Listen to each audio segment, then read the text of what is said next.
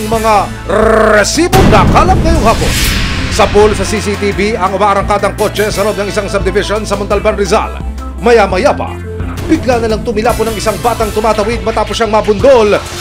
Makaligtas kaya ang biktima? Managot kaya ang driver na nakasagasa? Tatlong lalaki halinhinang pinagsamantalahan daw ang isang PWD na dalagita.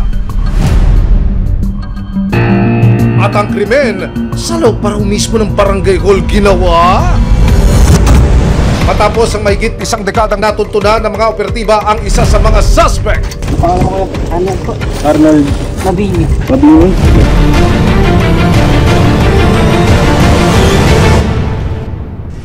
Ano man reklamo, bibigyan tugon. Bawat hinaing at problema, hahanapan ng solusyon.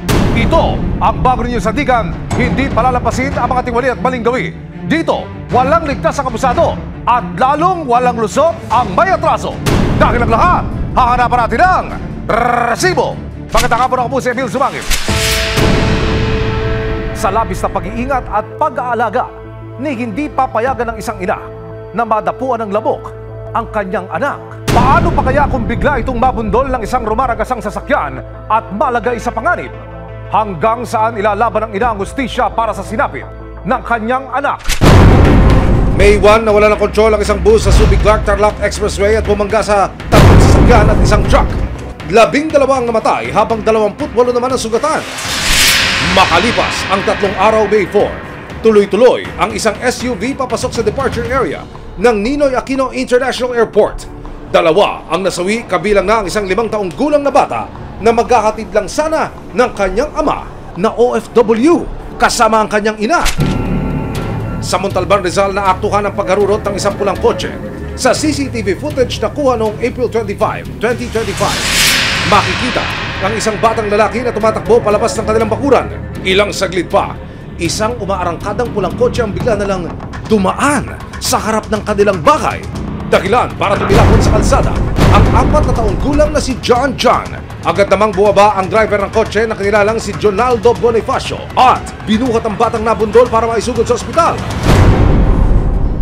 Batang tumilapon matapos mabundol ng isang pulang kotse, isinugod sa ospital matapos magtamo ng mga sugat sa iba't ibang bahagi ng kanyang katawan. Mabilis na rumesponde ang mga opisyal ng barangay San Rafael para maisalba ang bata. So nakita po nila yung anak ko, yun nga po, may duguan, kaya nilipat po kami sa ambulance. Wala ma'am, nagpe-pray ako na sana okay lang yung anak ko. Hindi ko siya pinapatulog kasi alam ko Kaya pilit ko po siya na kinakausap sa ko na huwag kang matutulog. Lahat binibigay ko yung sinasabi ko sa kanya na ay, huwag ka bibitaw, dito lang si mami kasi mano na po yung anak ko na wala na po siya ng malay, pinipilit ko na lang idilat yung mata niya. Kwento ng nanay ng biktima sa resibo. Kumakain daw sila ng tanghalian nang bigla na lang magkagulo sa labas ang kanilang mga kapitbahay. Ang nangyari po, itong asawa po ng pinsan ko, nakatalikod po. Hindi niya po napansin na nakalabas po yung anak ko. Nabundol na pala ng mga oras na iyon ang kanyang 4 na taong gulang na anak. Makikita rin sa CCTV footage ang paglabas ni Carrie para tignan ang nangyayaring kaguluhan. Dito na raw niya naabutan ng dugo ang anak na si John. Kinarga po nung 19 years old na nagdadrive ng sasakyan. Duguan na po yan ako Lupay-pay na. Ilang araw matapos ang insidente, nakapanayam ng resibo ang taga-barangay task force na si Rolando Domingo. Nung madinig ko may bumubusina, then naging alert na ako. So ibig sabihin, nung lumutang na yung kotse, naka-hazard na siya, narang ko. And then harang ko dito, alam ko aksidente.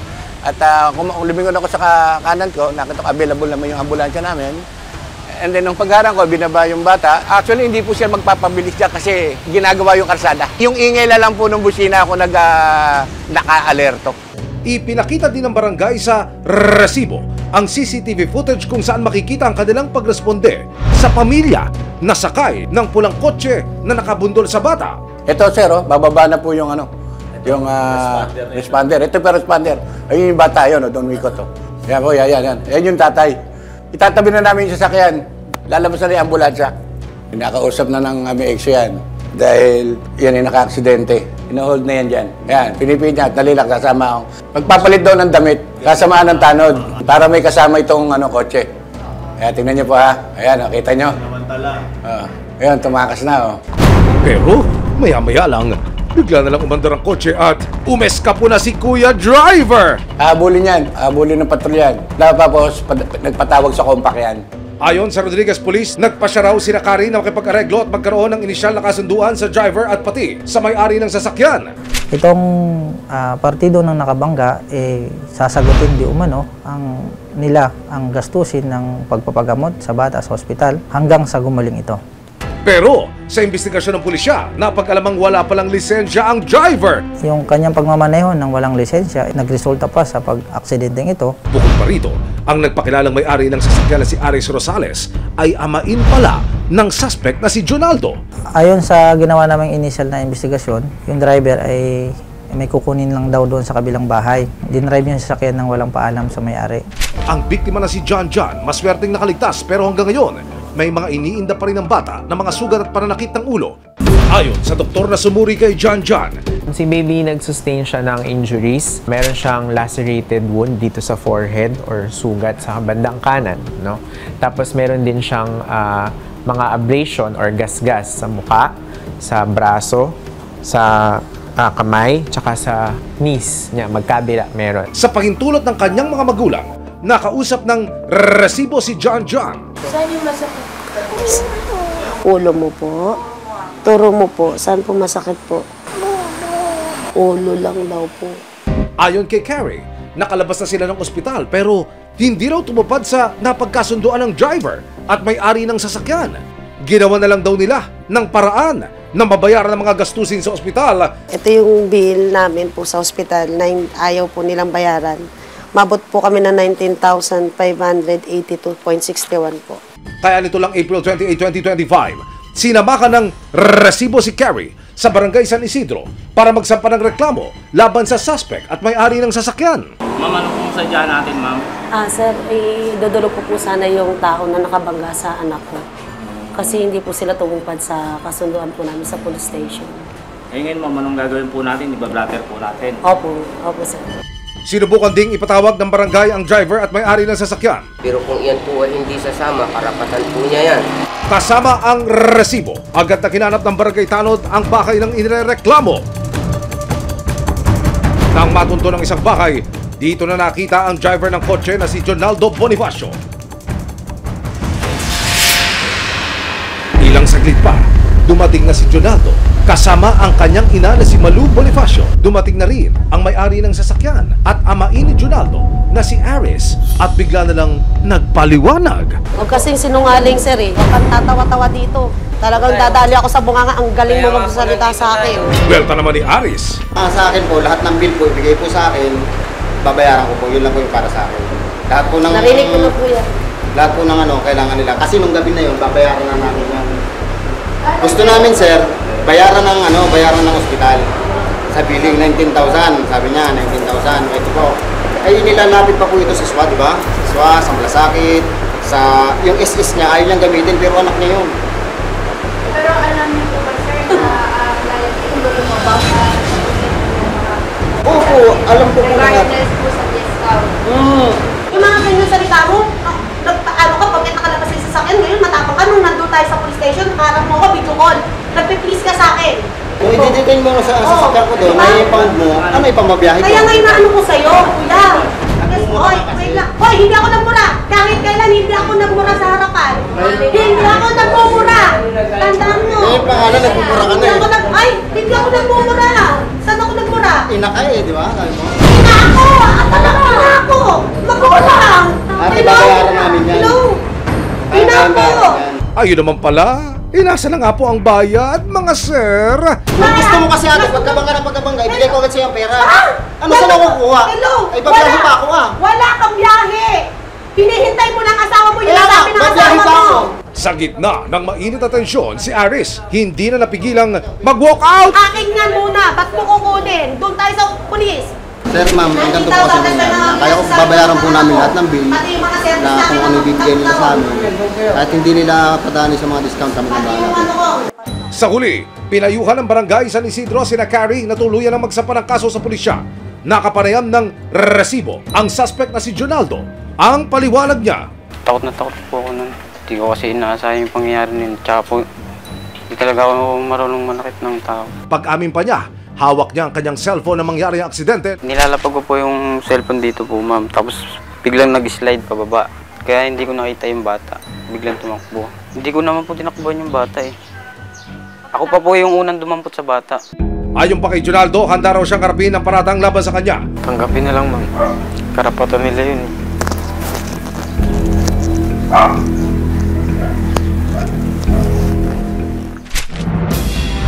April 29, 2025, formal lang nagsampa ng kaso sina Carrie sa Rodriguez Police. Kinunan din ang salaysay ang biktimang si John John. Ano nangyari sa sugat mo? Ano po nangyari sugat mo? Ano po? Saka ano pa? Ano pa? Bangga. Sinampahan si Jonaldo ng kasong reckless imprudence resulting in physical injury and violation to RA 4136 o driving without license dahil sa pagmamaneho ng walang lisensya. Sakaling mapatunayan ng korte na nagkasala, pwede siyang makulong ng 1 taon o higit pa. So kung meron pong intensyon na itago yung ebidensya, in the sense yung sasakyan, maaari po siyang maging liable sa obstruction of justice. 1 linggo matapos ang aksidente, kinumusta namin ang nanay at biktima na si John John. Kamusta ka na, anak? Ano daw? Kumusta daw ikaw? Kamusta ka na? Okay na? Okay na? Okay. May masakit pa ba sa'yo? Itong mga sugat, masakit pa ito? Hindi na? Itong mga narito? Yan, masakit daw yan. Sa ito, masakit ito? Hindi? Masakit Okay daw na? po. Okay na. Konti, konti. Ito rin, mami. Meron din siya dito. Mami, patingnan. Opo, yan po. Saka dito sa may, ayan po. Ano po? Opo. Ay naman kay Carrie, malaki ang natutukan niya sa sinapit ng anak. Alam kong masakit bilang ina. Pero paano niyo ilalarawan sa ating mga taga-subaybay gaano ho kasakit sa isang ina na sapitin ito ng kanyang anak? Sobrang sakit, sir. Siyempre po, bilang ina, kahit sobra kong protection na yung anak ko pag-aalaga. Ngayon po, gagawin ko po mas doble-doble pa po na pag bantay sa kanila para lang po hindi na po maulit yung ganun. Ayan po yung pinakaano ko po sa akin, sa pamilya ko.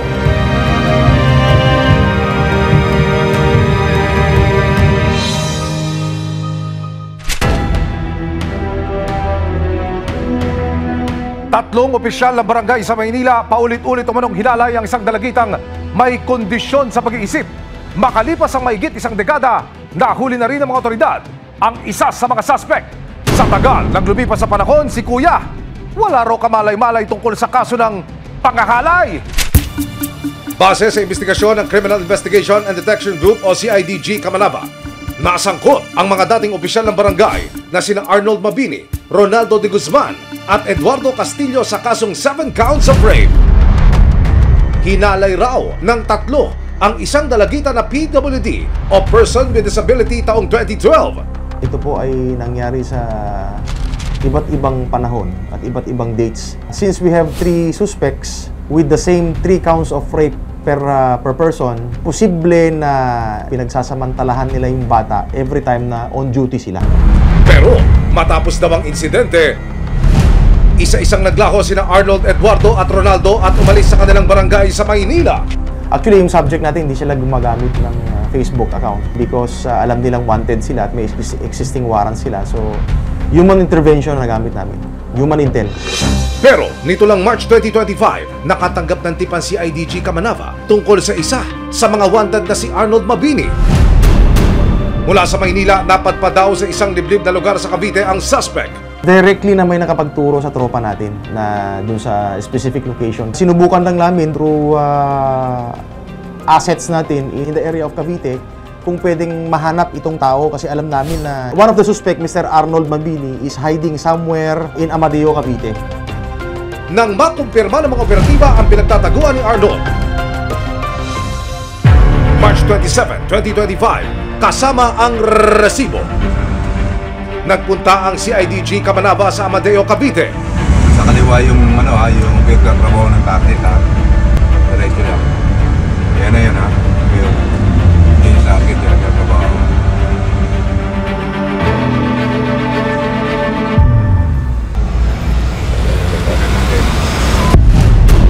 Aboy, Naka-duty sa isang construction site si Arnold? May hiniing ka ba, sumbong o reklamo? Nagsibabaan ang mga operatiba para hulihin ang suspect. O ibibisto? Si Arnold, busy pa sa pagbubungkal ng lupa. Arnold, break ka muna dyan. May mga bisita ka! Arnold Mabini. Middle name? Hilbay po, Hilbay. Hilbay. Sinong foreman? Sinong foreman? Ikaw, kuya? Eh, kasi pa. Dati pa. Dati na rin. Sino ang kasama mo? Balita ka ba? Ito dyan. Pero alam mo yan. Sige, sagutin mo na sa bote. Positive! Siya na nga si Arnold Mabini na wanted sa batas.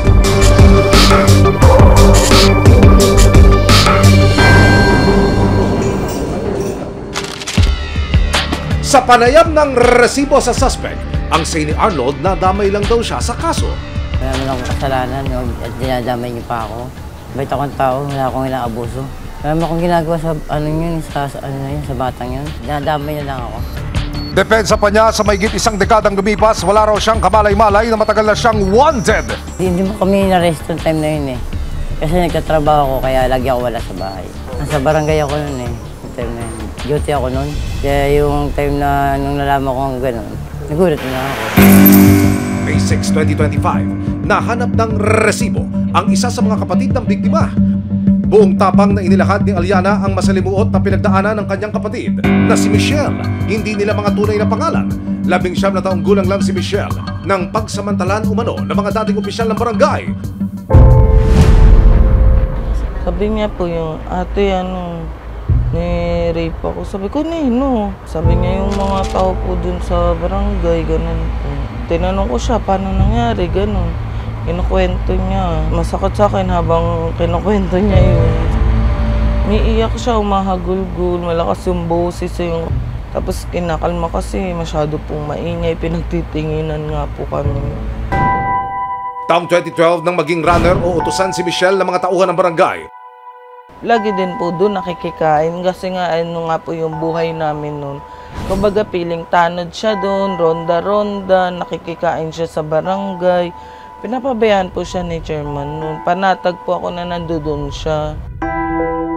Buong akala ng pamilya ligtas si Michelle dahil mga tauhan ng barangay ang nag-aalaga sa kanyang kapatid na may kondisyon sa pag-iisip.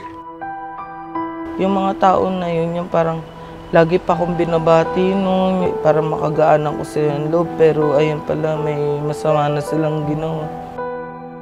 Learning with disability po kasi siya talagang yung haba ng pasensya yung kailangan sa kanya kasi nakakausap siya ng pero may mga pagkakataon na nagwawala siya, gano'n. Ang itinuturo daw ni Michelle na nanghalay sa kanya, 2 barangay tanod at 1 kagawad. Kagawad po yata, tsaka tanod. Siyempre parang, bakit mo nagawa? Di ba sa barangay ka pa man din? Di ba parang takbuhan kayo eh. Sumbungan. Tapos parang siya pa yung gagawa ng gano'n. 2 buwan matapos ang insidente, September 13, 2012, inihain ni Aliana ang reklamo laban sa 3 akusado na sina Arnold Mabini, Eduardo Castillo at Ronaldo de Guzman. Makalipas ang 2 taon, July 28, 2015, ibinaba ng korte ang warrant of arrest laban sa 3 suspect. Hindi akalain ng pamilya na matapos ang 1 dekada, may makuhuli pang suspect. Talagang kahit gaano katagal, talagang yung Panginoon natin nung tutulong na makagawa talaga ng, di ba po, ng hustisya, mabigyan ng hustisya. Hindi na nga po kami kumikilos pero iba po pag Diyos ang kumilos, di ba po? As of now, wala tayong information as to the whereabouts of the 2 suspects. We will do some casing surveillance siguro ulit. Try to look for some other avenues on how to catch these 2 suspects. We are hoping to bring justice to our victim. Base sa dokumentong nakuha ng resibo mula sa Philippine Statistics Authority o PSA, kumpirmadong pumanaw na ang 2 pang suspect na sina Eduardo Nuki at Ronaldo de Guzman. Kasalukuyang nasa custodial facility ng CIDG Camanava si Arnold at mahaharap siya sa patong-patong na kaso ng Republic Act No. 8353 o rape by sexual assault. Inirekomenda rin ng korte na no bail o hindi makakalaya o makakapagpiyansa ang suspect habang dinidinig ang kanyang kaso Kung sakaling mapatunayang nagkasala, makaharap si Arnold sa habang buhay ng pagkakakulong. Panghabang buhay, nakalagay talaga dun sa warrant nila na yung kaso nila is no bail. Matagal man ang itinakbo ng panahon, mas makahihingan na raw ng maluwag ang pamilya ni Michelle ngayong isang hakbang na sila papalapit sa inaasam na hustisya. Siguro naman po, pinagsisihan niya na po yung, di ba po, pagsisihan mo yun na yung nagawa mo sa kapatid ko.